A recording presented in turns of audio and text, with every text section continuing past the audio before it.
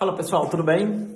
Ontem eu fiz um IGTV sobre a capacidade que as pessoas, os profissionais de saúde precisam ter para analisar artigos científicos. E eu usei como exemplo 3 retractions. E muita gente ficou com dúvida do que é uma retraction. Se quando acontecer uma retraction, sinaliza imediatamente que a pessoa fez coisa errada, que é charlatanismo, que é gurulismo e tal. Eu acho que a gente precisa explicar isso. Vamos pela definição. Retraction é quando um artigo está publicado e ele é despublicado. Ele é removido da parte da ciência e para o bem da ciência, tá? Existem várias situações, eu espero tentar lembrar da maioria delas para explicar por que um artigo pode ser removido, tá? Vamos pelas óbvias, vamos pela parte ruim primeiro. Fraude é a razão de retraction, falsificação de dados, tá? Plágio, tá? Então são as principais causas muito incorretas. Não aprovação em comitê de ética, e depois é descoberto que o comitê de ética não aprovou aquele artigo. Problemas éticos em pesquisa, tá? E isso são as principais aqui, ó. E tem outras causas, Uma das causas comuns que podem haver uma retraction é o que a gente chama de disputa entre autores.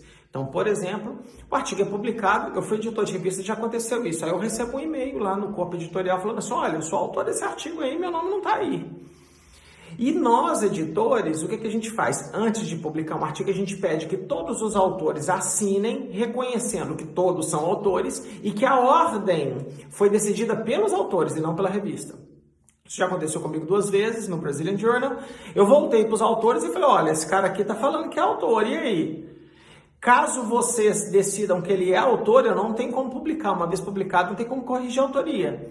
Eu vou ter que fazer um retraction no seu paper. Ou você convence ele de não ser autor mais. É disputa. Tem disputa de ordem de autoria. As pessoas não discutem isso antes. Falam assim, pô, mas eu combinei que era primeiro autor e eu virei 5º autor. Se essa disputa rolar, cabe retraction do lado da revista. Então, é uma coisa menos grave do ponto de vista científico. É um problema de ética em publicação. Essa questão de disputa de autoria.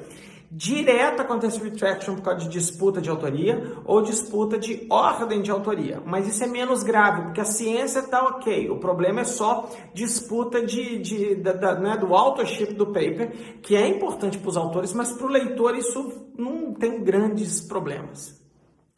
Mas tem uma retraction que a gente chama de retraction do bem, que é importante vocês entenderem isso. Por exemplo, vamos supor que eu publique um artigo e depois eu descubro que eu errei. Eu fiz uma análise errada, eu fiz uma interpretação errada a ponto que eu estou prejudicando as pessoas. Então eu vou voluntariamente à revista e conto esse caso para eles. E vocês, o editor e o autor, de comum acordo, podem fazer 2 coisas. Primeiro, publicar uma errata. Errata é uma porcaria, porque a errata fica publicada em outro lugar e geralmente o leitor lê aqui, mas não lê errata. E pode ser, isso não é incomum, do autor, em conjunto com o editor, decidirem remover o artigo porque não é que tem uma informação incorreta por erro não intencional dos autores, entendeu? Era isso que eu queria usar. Então foi um erro. E aí é legal remover. Eu já vi casos, existe um site que eu vou botar aqui embaixo, chama Retraction Watch, que ensina isso muito bem para as pessoas. Eu já vi casos de um cara publicar o doutorado dele na Science e depois ele mesmo pediu para remover porque ele não conseguiu replicar o próprio experimento. E aí perguntaram para ele, cara, mas não doeu? Ele falou, doeu, mas foi a coisa certa a ser feita. Eu fui lá e pedi um auto-retraction. Quando tem uma retraction por fraude, por plágio, quer dizer que todo mundo ali é bandido? Não, cara, não é. É necessário que haja um diálogo muito aberto entre orientador e alunos, e autores e coautores, que não pode haver mentira entre as partes. Então, meus alunos sabem disso. Eu falo muito com eles assim, olha, se você estiver escrevendo uma parte do texto e não conseguir escrever de outra forma que não seja através de plágio, faz assim, ó, você vai plagiar e vai botar um comentário para mim, fala assim, professor, eu não consigo escrever isso sem plagiar. E eu, que sou mais experiente que meus alunos, eu vou reescrever com eles para que não seja plágio, que eu consiga falar mais ou menos a mesma coisa de formas diferentes, ou mesmo eu possa botar aspas e falar segundo o fulano de tal, nano tal, abre aspas, copio tudo, coloco a referência, coloco o número de página e aí eu não estou fazendo um plágio, eu estou fazendo uma quote, eu estou literalmente replicando o que o cara escreveu.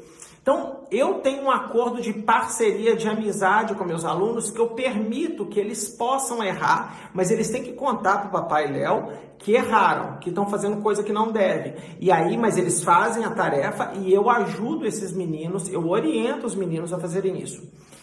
E eu falo com eles o seguinte, por que você não pode fazer bobagem? Fraudar dado, fazer análise estatística errada, sem eu saber e tudo, copiar as coisas. Porque se isso acontecer, você pode estragar a minha carreira, tá? E eu já vi casos de orientadores que largou a coisa na mão do aluno, confiou cegamente na mão do aluno e depois tomou ferro por isso, com consequências muito difíceis depois de recuperar na carreira.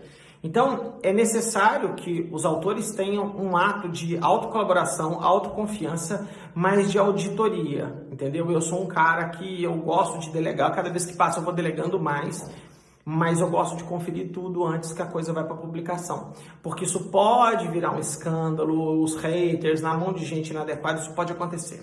Então é o seguinte, pode haver uma retraction de um autor bom? Pode. Isso vai manchar a carreira dele? Provavelmente, mas pode acontecer. Como evitar? Evitando o erro. Quando você sabe que você está próximo, você está na linha perto do erro, você dá 2 passos atrás e pede ajuda. Então, para os novos autores que estão aqui vendo esse vídeo, não escondam isso do seu orientador. Para os orientadores, fale com os alunos que está tudo bem se ele quiser copiar, desde que ele te conte que ele copiou, para você ajudá-lo a fazer isso, tá? Então é o seguinte, retraction não é sinônimo de crime. É muito importante deixar claro isso, mas pode ser crime, entendeu? E retraction pode ser uma coisa muito legal, muito legal. Já vi artigo na JAMA, artigo na Science, na Nature sendo retracted, pelos bons motivos em que os autores percebem sem auditoria externa que houve erro e eles mesmos foram lá e corrigiram o próprio erro, tá bom? Então, eu espero que essa aula, se você tiver alguma dúvida sobre retraction, coloca aqui embaixo para mim, para eu poder explorar mais esse assunto com vocês, porque eu acho que é uma coisa interessante para clínicos, para pacientes, mas principalmente para pesquisadores ou aspirantes à pesquisa, de entender que qualquer artigo publicado seu pode ser colocado sob questão, e talvez você vai ter que responder uma carta ao editor, tá ótimo isso. Talvez você vai ter que fazer uma errata, tá ótimo isso. Talvez você vai ter que fazer uma retraction, que tá tudo bem também. O importante é que a ciência tem que se autocorrigir pelo bem ou pelo mal, provocada pelo próprio autor ou provocado pelo ente externo, para que as pessoas consumam sempre a melhor ciência possível, porque a maioria das pessoas não vão conseguir distinguir artigo ruim de artigo bom, entendeu? E a gente precisa melhorar isso aqui, tá bom? Espero que vocês tenham gostado, bom domingo para todo mundo e um grande abraço e até a próxima. Tchau, tchau.